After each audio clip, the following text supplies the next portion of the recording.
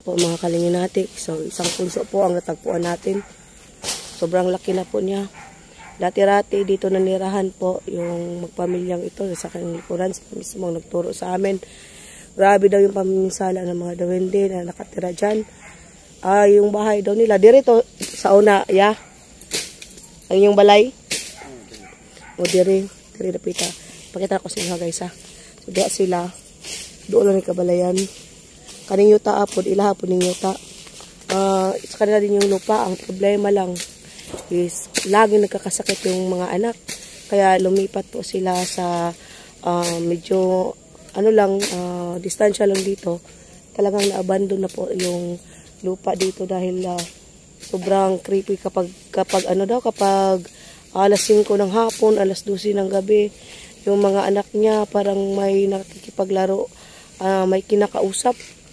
Kasama namin, dito na pala si Kusandra 88. Sabi ni Kuya, dito yung tirahan daw nila dati. Dito yung tirahan nila dati.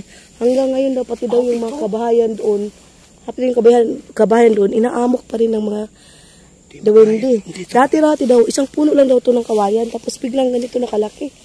Hindi kakayanin to kasi wala kayong pala. Dakuha, gino. Sobrang laki guys. Hindi ako makikita na ganitong Ano lang daw to, dati ordinaryong lang daw to, isa lang daw to. Wala ikaw bandere? Mayroon daw. May 3 bahay daw sila dito dati. 3 bahay. Umalis kasi inaamok ng duwende. Maski yung mga kabahayan dyan. Hanggang karon baho pa daw na recover. Tara-awar ko ng balay daw. Yung bahay na yan guys, napakaganda. Abandon. Sobrang ganda yung bahay na yan. Napakalaki. Kasi kaya lang, iniwan dahil po sa yung po kasama natin guys. No? Si Kuya po yung nagpapatunay na grabe yung mga karanasan nila. Kasi malapit yung bahay na dyan. Pila na ka na katuig din no? Daka na siguro na ko Andre. Dang na bati ba kani hindi tawo ano sa Tagalog. Tabi lang ka kay ang laki na ito. Wala may nagpaparamdam guys pero kasi dito na siya magpaparamdam kung daot ato lang sila unang iyang kuan. Kaya rin mo na. Kaya man unta pero ang problema lang man tay pangbugkan. Asa sundang? Kanila lang na bilhin na lang siguro nagsinukuan.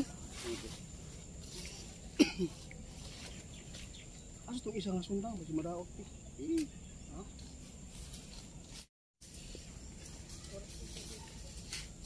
Kumusta man yung pagpuyo karon te dili na mo kuan, dili na siya kuan, wala na mo ginaamok ang mga bata. Katong sa wala pa man gud kani siya diri magdula akong anak na isa ka istorya dili na makal pagulo niya kalito ra mangurot ang bata. Mo hawa din ni taon diri ang dapita. Nya wala pud mo nagkuan na ibaligya ning yuta.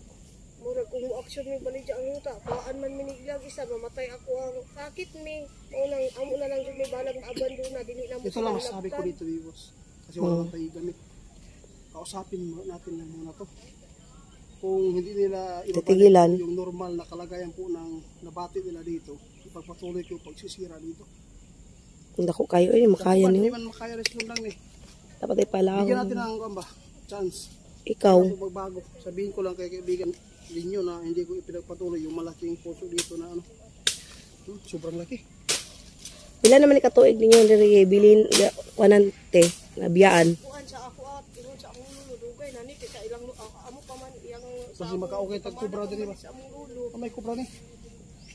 Ano? Kubra ni nagpuyo ni bisan pag naay Punso duwindi. Mang laki guys. Ay lang amo tabang sa inyo tagaan lang muna mo sinukuan nga lana guro dili sa namo si pakialaman dako kayo. Kay gusto naman gud mabalhin nga na saon man na kay naaman na sila. Pinambalain ninyo diri. Bibiyaan gyud nyo. Bayaan na lang jud namo kay sa mamahurot mo kamatay tanan. Yung mga bata daw makidula naman jud sa mga bata. Kaya bungkalin guys, po itak yung dala natin kasi po nasa city po tayo no. Daghan na magmi-ari pero wala man Japon. Usa urong solong ang bayar ani. Urong solong. Pag magtingin lang sila pag Ano nila, parang matakot ba? Mga madlock.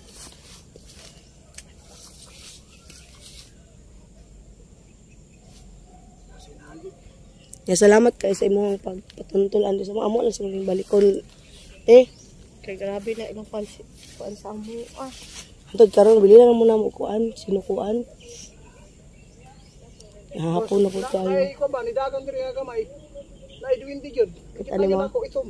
Dagan. May maitim na duwindi guys, nasa loob na guys. Tumakbo ng tiningnan ko, nakatingin sa atin. Sana po ay nakuna ng kamera. Di makaya ni guys. Atras ako nito. Kasi wala tayo pala. Kaya ko to sukahin to. Ano, bungkalin. Kaya lang, mahirap man magbungkal na. Sundang. Nasa city po, no? Yung mga bahay dito guys, sobrang ganda. malagi naman doon. Iniwan nila yung bahay na yan dahil po ay nakakatakot po yung nakatira dito yung duwende. Kung hindi po nila ibabalik yung kanormalan po ng tao na yung binata na nabati nila. Nabuang gito. Unsa ba siguro na pasuhan lang to. Hindi nila ibalik yung normal na Normal to siya. pag-iisip. Normal man siya, ma'am. Kino Wala man gud siya pilion diri, ma'am. Sa kinsa wala na gud may silingan, balik kami na lang toy nabilin. Muhawa jud sila tungod kay maminsala man jud sila, ma'am. Kana kisa ng balay diha. Inyuan ang mga silingan. Amo mga silingan Pero lagi ginawa ginibalay og duol diri no. Kinari isa. Saag yun siya. Pero wa lagi tao pod. Ibiyaan naman nila. Kana din na grabe pero paramdam diha. Te. Mga kanang gani sila sa mo permanente nganong sagit kami kalit nga wa man. Tingnan mo gusto. May kasalanan ko tao. Daanan nila. Nakita ko talaga. Diha sa loob. Pumasok ko sa loob. Naagyo di. Dili daw nila kuan yun. Wala yung nagkuhan sa mga. Dili isurrender na. Dili. Balikan natin. Balikan lang natin. Kung dili nila Punta na to yung area guys. Punong-puno po ng ano yung kahoy kasi.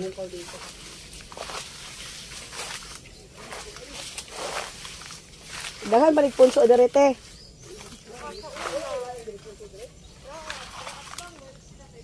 Marami pa daw punso dito. Ano daw? Laki na yung mga, madami daw mga puno. Hindi nagagalaw dahil nga yun. Kahit sino pa naman kapag ganito yung area nga may nag-amok, sigurado talaga na kahit ako alis din. Hindi mo maalam na nagkakasakit bigla yung mga anak mo. Ganun. Tapos, yun pala dahil may mga itim na duwende. Guys, yun po hanggang dito na lang po yung aming aking eksplorasyon. Basta ko sandal ito tagakipag-usap pa po. Maraming salamat po sa inyong pagsama. Balikan namin dito. Kakausapin lang muna ni Kusantar Itiit yung mga nakatira dyan na duwende, no? Kasi kawawa yung parang kumbaga sinasaniban niya yung binata dyan na sabi niya nababaliw pero wala naman daw history sa nabaliw. Ang sinabi lang po dito ay pumunta dito para kumuha daw dyan ng prutas, yung sambag, yung sampalok ba, yung sampalok. Kumuha ng sampalok, tanghaling tapat. Pagbalik sa kanila, iba na yung kilos ng ang tawag nito, binatilyo. Kaya yun, sabi naman ng mga pinapuntahan nila na albularyo, nabati or pinaglaruan ng mga maliliit na mga nilang o ito tatawag natin duwende. No? Sige lang po at pupuntahan rin namin yung bahay ng binatilyo mamaya. Sige pwede rin naman na may findings din naman niya sa doktor kung nakonsulta nila. Pero kapag wala, yan, siguro pwedeng tama rin yung albularyo kung walang findings. Pero since ako talaga, naniniwala po talaga ako first, dapat ay magpakonsulta sa doktor. Yan po, maraming salamat po sa...